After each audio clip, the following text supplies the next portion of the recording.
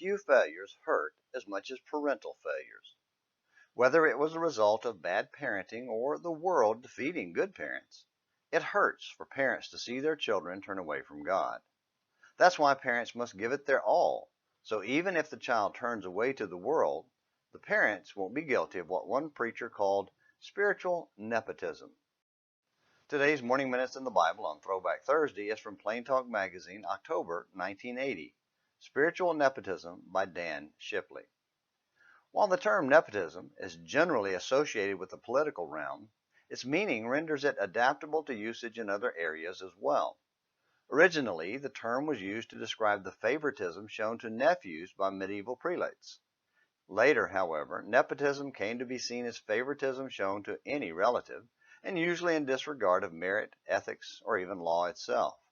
In short, it is the practice of giving priority to relatives over right, favoring family to a fault.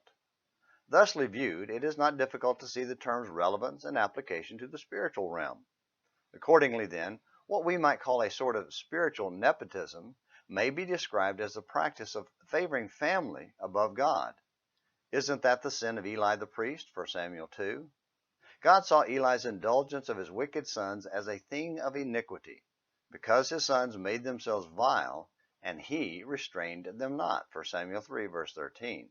Thus Eli honored his sons above God, as God himself says, 1 Samuel 2, verse 29.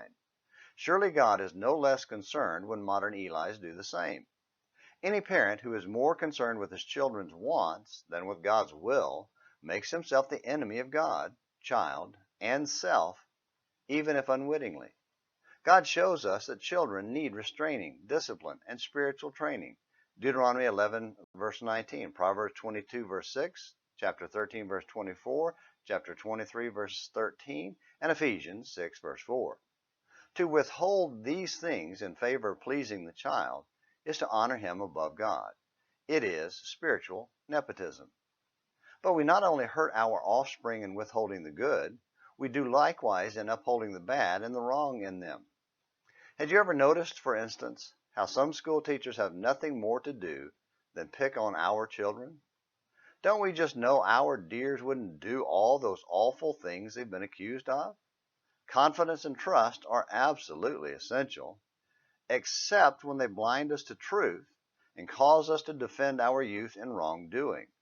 Such blind allegiance is a poor substitute for real love and usually hurts more than it helps. Faithfulness requires a consistent application of truth and right to all persons and all circumstances. No doubt Abraham could have offered God excuses a lot easier than he could offer his son Isaac, but thankfully faith triumphed over feelings in his case, as it must in ours. It is in anticipation of these very conflicts that Jesus says, "He that loveth father or mother more than me is not worthy of me, and he that loveth son or daughter more than me is not worthy of me." Matthew 10, verse 37. But furthermore, we must see this principle involved in the husband and wife relationship also. Think of Christians who have allowed their marriages to divorce them from God, who have allowed their union with an unbeliever to separate them from the Lord. It is nothing short of spiritual nepotism when wives put pleasing their husband above pleasing God, and vice versa. Peter's admonition needs remembering. We must obey God rather than men, Acts 5, verse 29. We are living in a time in which family loyalty is desperately needed, but may God help us to see it and discharge it within the framework of true faith. We owe it to God and kin.